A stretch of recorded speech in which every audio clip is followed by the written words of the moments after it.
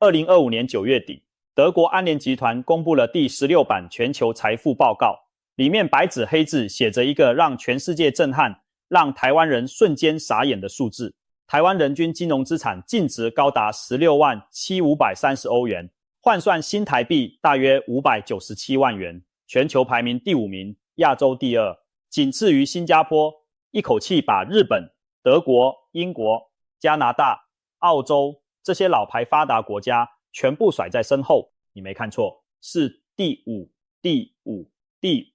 重要的事情说3次，论人均金融资产的毛额，台湾排全球第5；论扣除负债后的人均净额，台湾还是全球第5，比前一年又往上跳了整整2个名次。这份报告涵盖全球近60个国家和地区，全世界一起排队量财富，结果我们这个小小的、经常被国际社会当成隐形人的岛屿，竟然堂堂正正的站上了世界财富榜的最前段班。然而，当你一滑完新闻，抬起头看看自己的存折余额，再瞄一眼镜子里挂着深深黑眼圈的自己，摸摸手边那份加班到吐血、涨幅永远追不上物价的薪水，想想中午到底要不要多加一颗卤蛋的纠结，再回味一下房东3个月前才刚通知你租金又要调涨 5% 的那封简讯，你心里一定会大喊一句：请问这个全球第5到底是谁家的第5？我怎么感觉自己好像被统计局拉去当人头凑数？台湾人均597万，那我的596万到底被谁 A 走了？今天这一集，我们就要把安联这份报告从头到尾翻个底朝天，看看他到底说了什么，不敢说什么，以及他没明说但你非知道不可的那个残酷真相。准备好了吗？这集结束之后，你可能不会突然变有钱，但你至少会彻底明白你为什么会觉得穷，原来根本不是你的错。首先来搞清楚安联这份报告到底是什么来头。安联集团是全球最大的保险金融集团之一，他们的全球财富报告从2010年前后开始，每年固定发布一次，专门盘点全球私人家庭的金融资产和负债状况，是国际财经界公认最具权威的财富指标之一，没有之一。所谓金融资产，讲白话就是3大块。第一块，银行存款和现金；第二块，股票、债券、共同基金、ETF 这一类有价证券；第三块，寿险保单和退休金。这3样加起来，就是你在整个金融体系里面的账面财富。那房子呢？抱歉，房地产完全不算，因为安联统计的是金融资产，不含任何不动产。这一点请你先记在心里，等一下我们会回过头来算这笔大账。根据2025年发布的这份最新报告，截至2024年底，全球私人家庭的金融资产总额冲上269兆欧元的历史新高，年增率高达 8.7%， 甚至超越前一年的 8%， 可以说是金融资产大爆发的一年。这股热潮主要由2股力量推动，一股是北美股市的狂飙，美股全年暴涨，光北美地区就贡献了全球金融资产成长的 53.6%， 超过一半。另一股则是亚洲的半导体人工智慧浪潮，台湾、韩国、中国大陆的家庭资产全部跟着水涨船高，其中又以台湾最为惊人。那么台湾的表现到底夸张到什么程度？报告写得清清楚楚，台湾家户总金融资产达到 4.7 兆欧元，换算新台币大约167兆元，年增 11.9%， 扣掉负债之后的净值达到 3.9 兆欧元，年增 12.4%， 连续2年维持2位数的高速成长。更可怕的是，一个叫做金融资产对 GDP 比率的指标，台湾这个数字竟然高达 630%， 意思是台湾人拥有的金融资产是整体年度经济产出的 6.3 倍。这个比例不只是亚洲最高，也是全球最顶尖的水准，甚至赢过瑞士、美国。一般成熟经济体这个比例大概就是 300% 到 400% 之间，台湾直接飙到 630%， 属于完全脱离常轨的状态。为什么会这样？原因其实大家心里都有谱。台积电一间公司撑起了半个台股 AI 热潮，又把所有科技类股推上了天。台股从2023年以来一路狂奔，加权指数冲破历史天险，最高点一度突破28000点大关，市值规模直接翻倍。加上 ETF 热潮变成全民运动，0050、0056、00919、00940、00940、00929、00878这些4位数代号已经变成办公室午休时间、家族 LINE 群组、大学生宿舍对话框里最热门的关键字。光是2024年一年，全台 ETF 规模就暴增超过2兆新台币，受益人数突破1000万，等于平均每2个台湾人就有一个在买 ETF， 从幼稚园小朋友到80岁阿妈通通下场。这些账面财富不是凭空变出来的，而是资产价格膨胀的直接结果，而这个结果就这样把台湾推上了全球财富排行榜第5名的宝座。好，看到这里你可能会问，既然台湾人这么有钱，那为什么政府还要年年为最低工资吵得脸红脖子粗？为什么2026年最低月薪才刚刚掉到29500元就被当成伟大政绩？为什么我身边根本找不到一个觉得自己是全球前5的富人？为什么网络上到处都在哀叹买不起房、养不起小孩、存不到钱？这就是整篇报告最有趣也最诡异的地方。接下来我们就要一层一层拨开这个账面富翁、现实平民的魔术，看看里面到底藏了什么猫腻。第一个真相，平均数这个统计概念它真的会骗人，而且骗得非常非常漂亮。根据主计总处的最新资料，2025年台湾全体受雇员工的平均总薪资首度冲破每月6万元新台币，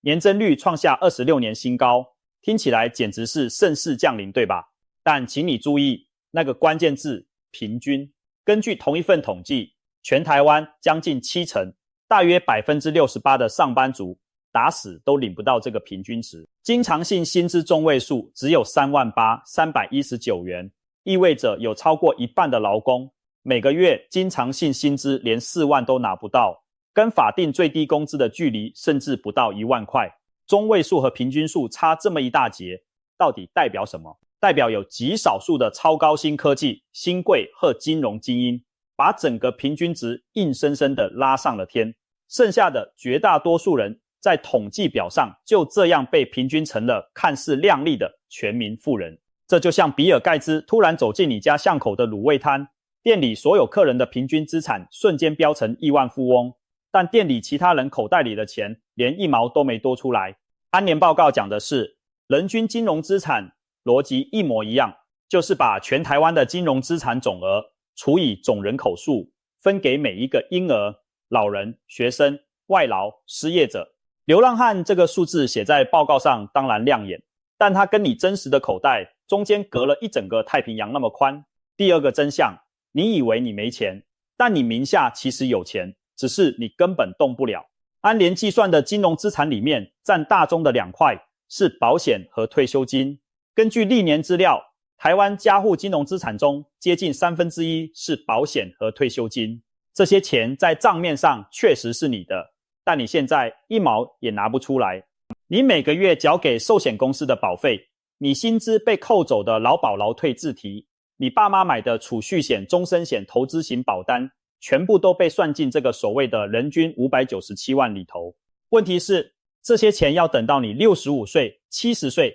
才能慢慢领回来，而且到那个时候的购买力，通膨吞掉多少，货币贬值多少，天晓得还剩下什么。有些保单甚至一动就违约失效，连提早解约都要被扒一层皮。再加上银行存款，台湾人超级爱存钱，定存金额在全世界名列前茅，这当然也被算进去。可是你有没有发现一件事？你爸妈、你阿公阿嬷名下的那些定存，其实是整个家族过去50-60年省吃俭用，不敢买新衣服，不敢出国旅游，连一杯饮料都要精算的结果，一分一毛攒下来的。它确实是台湾家户的钱没错，但它跟你这个刚出社会、房贷学贷一生、月光族的年轻上班族，中间隔着3代人40年的距离，代际之间的财富鸿沟，就这样被一句轻飘飘的人均4两拨千斤的盖过去了。说到世代，这里我们必须插一段台湾最残酷的世代财富断层。根据多项研究，台湾60岁以上族群持有的金融资产占全国金融资产总额的比例已经超过60%，这个比例还在逐年上升。也就是说，当你看到台湾家户平均资产破千万这种新闻，里面绝大多数的钱其实是战后婴儿潮世代在房地产黄金年代、股市大多头年代累积起来的财富。他们那一代刚毕业，月薪2万，买房只要100-200万，10年后工资涨了5倍，房子涨了10倍，股票涨了20倍。而你这一代毕业，月薪3万2，房子1500万起跳，同样的努力，得到的回报差了一个宇宙。所谓的台湾有钱，很大一部分是上一代台湾有钱，而你只是那个有钱家族里还没拿到遗产的年轻人。第三个真相，也是最残酷、最刺眼的真相，这些钱从来就不是平均分给每个人的。就在安联报告公布没多久，2026年世界不平等报告也紧跟着出炉，里面有一组数字特别扎心，台湾最富有的前 10% 人口掌握了全台 61% 的总财富，而底层 50% 的人口加起来，财富占比小到统计上几乎可以忽略不计。收入方面也没好到哪里去，前 10%高薪族群拿走全台 48% 的总收入，底层 50% 的人只分到 12%， 翻成白话就是每4块钱里面有将近2块落入前 10% 的人口袋，而下面那一半的台湾人只能共享剩下 12% 的税屑。这就是这几年大家挂在嘴边的 K 型经济。 K 这个字母一撇往上飙，一撇往下垮，拿来形容现在的经济结构，没有比这更贴切的了。往上那一撇是拥有股票、ETF、房地产、公司股份的资产阶级，他们的身价随着台股上涨、AI 炒作、房市膨胀，每年自动翻倍，躺着都能变有钱。往下那一撇是只能靠薪水过日子的劳动阶级，他们的实质购买力被通膨、房租、电价、健保费、食材涨价一刀一刀削薄，越努力越感觉自己在原地踏步，甚至在倒退撸，两条线一上一下，裂口每年都在拉大。所以当你看到台湾人均金融资产597万这个标题时，实际情况是这样，前 10% 的人均金融资产可能高到吓人，平均每户破亿、破2亿也毫不意外。而排在后 50% 的家庭能凑出50万存款，已经要偷偷在厕所里开香槟庆祝。把这2群人丢进同一台果汁机打一打，统计结果就是那个亚洲第2、全球第5的灿烂微笑。这张微笑的脸底下藏的是2个完全不同的台湾。再来是第4个真相，关于房子。这个真相安联报告完全不会告诉你，因为它根本不统计房地产，但它却是所有台湾人心中最深最痛的那根刺。根据内政部2025年第2季的最新资料，全国房价所得比是 9.89 倍，意思是一个中位数家庭不吃不喝不缴税不生病不娱乐，要整整存将近10年才能买下一户中位数房屋。而台北市呢，房价所得比高达 15.41 倍，新北市 13.03 倍，台中市 11.9 倍，新竹更是近10年房价翻了2倍不止。科学园区周边区段已经逼近台北精华区的价格。世界银行定义的合理房价所得比是4到6倍，台湾除了基隆和嘉义县之外，所有县市全部超标，而且超得很彻底，很夸张，很绝望。问题来了，如果台湾人真的这么有钱，那为什么买不起自己国家的房子？答案很简单，有钱的那 10% 在买，没钱的那 50% 在看。全台首购族平均年龄已经逼近40岁，大量年轻人干脆躺平不买，继续把薪水交给房东当租金。而持有多屋的家庭拥有的房屋数量占比则年年升高，2屋、3屋，甚至10屋以上的族群越来越壮大。全台湾持有4户以上房子的自然人，累计持有的房子数量已经数以10万户计。这就是财富集中化在房地产市场最直接、最赤裸的表现。而且还有一件事更荒谬，很多台湾家庭的账面财富实际上是卡在房子里动弹不得。你可能名下有一栋估价2000万的老公寓，账面上身家2000万，但你每个月要缴3万房贷、2万生活费、5000车贷、8000小孩补习费，口袋里最后可能只剩几千块过日子。这种有壳蜗牛的财富，安联根本没算进去。但也正是台湾中产阶级最真实的写照，账面上看似有资产，实际上现金流紧绷到窒息，连一场大病、一次失业都承受不起。所谓中产阶级的焦虑，不是矫情，是真的每天都在钢索上走。接下来是第5个真相，这是一个全球性的结构问题，也是安联报告里偷偷藏着的弦外之音。打开安联报告仔细研读，你会发现他提到一个关键现象，2024年全球金融资产之所以暴增，最主要是靠有价证券这一类，也就是股票和基金，年增率高达 12%。 相比之下，银行存款只涨了 5.7%， 保险和退休金也只涨了 6.9%， 都远远落后。这代表什么？代表在这一波全球财富盛宴里，真正大口吃肉、大口喝酒的是手上持有股票的那群人，而全世界手上持有大量股票的永远都是那些本来就有钱的人。这是一场从规则上就不公平的游戏。资产价格上涨只奖赏已经拥有资产的人，你没有买股票，你就不会受益于股市涨，你没有买房，你就不会受益于房价涨。可是你的薪水呢？薪水不是资产，薪水只是劳动的对价。在资产通膨的时代，薪水涨幅永远追不上资产涨幅，所以你就算每年加薪 3%， 资产阶级每年财富自动增值 12%，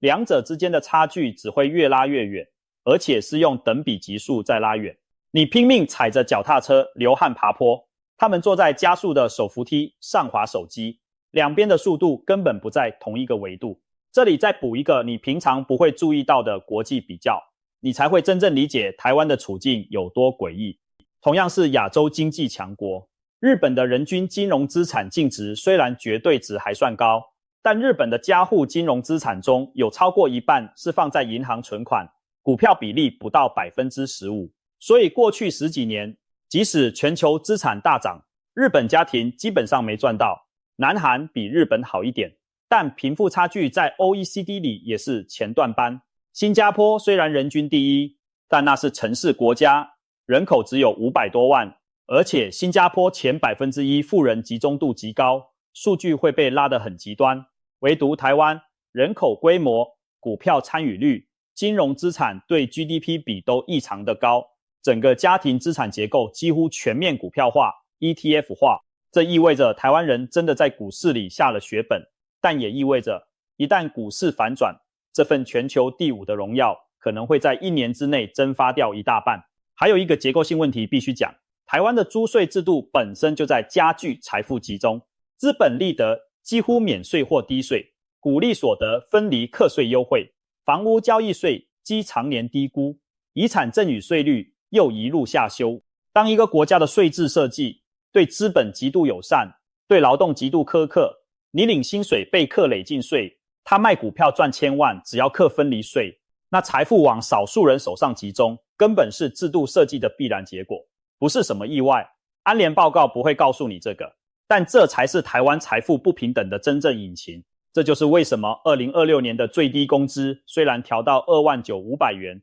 创下连续10年调涨的纪录，为什么平均薪资虽然冲破26年新高，为什么台湾的人均金融资产坐上全球第5，但你走在街上还是感觉怎么大家看起来都过得很辛苦？为什么便当店老板娘叹气？为什么同事聚餐话题永远是房贷？为什么年轻人不敢生小孩？为什么连超商店员都一脸疲惫？因为真相是，这份财富从头到尾就不是属于你的，它属于那少数的 10%， 属于早20-30年进场买房买股的世代，属于拥有生产工具的资本阶级。你只是被放进分母里凑一个好看的人均而已。讲到这里，你可能会感到一阵深深的绝望。别急，这集还没讲完。我要告诉你，看懂这份报告之后，我们其实可以做3件很重要的事。第一件事，停止拿平均数来折磨自己。下次再看到新闻标题写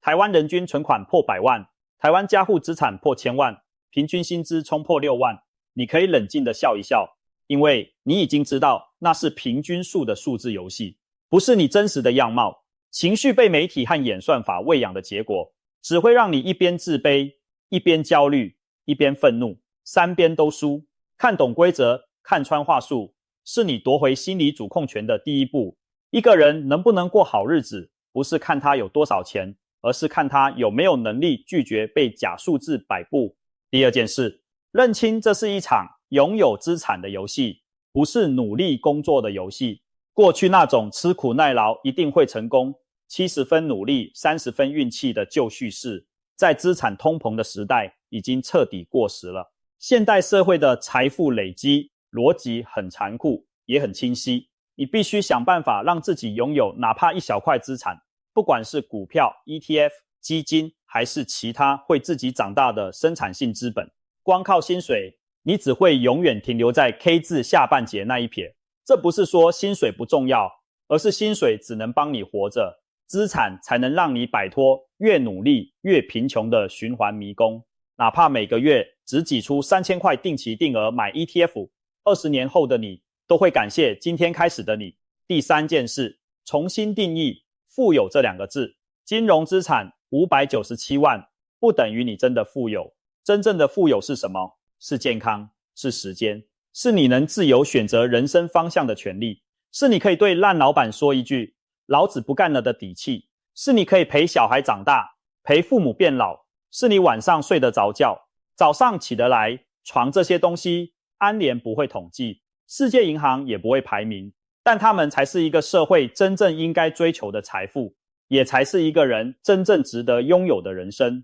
一个人均597万却睡不着觉的社会，和一个人均200万却夜里安稳的社会，你觉得哪一个才算真正有钱？最后，让我们回到那个最关键的提问：台湾真的那么有钱吗？答案是，台湾确实累积了庞大的财富，这是几代人、几十年经济奇迹的结晶，这一点毫无疑问。但这份财富的分配极度不均，它集中在少数家户、少数世代、少数资产持有者的手上，而绝大多数劳动者只能从旁边默默走过，看着那些数字飞升，然后回家继续为房租、为房贷、为3餐、为健保费、为小孩的补习费烦恼。这就是安联报告不敢说也不会说的残酷真相。台湾全球第5的光环背后，是一个深深的裂开的 K 字缺口。这个缺口不会自动消失，它只会在政策、税制、资产市场和世代差异的交互作用下，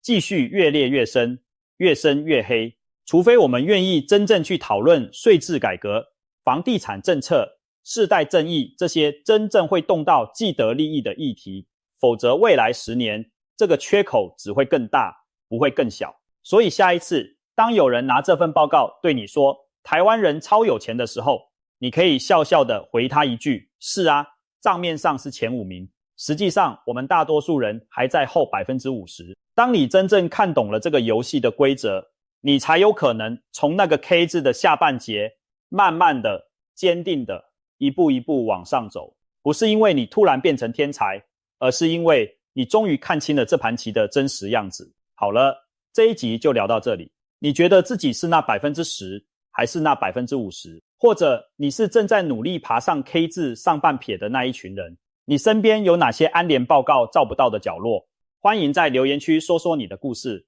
让我们看看这个全球第5富的国家真实底下到底长什么样子。如果这一集对你有所启发，别忘了按赞订阅，打开小铃铛，分享给那个还在为平均薪资焦虑的朋友。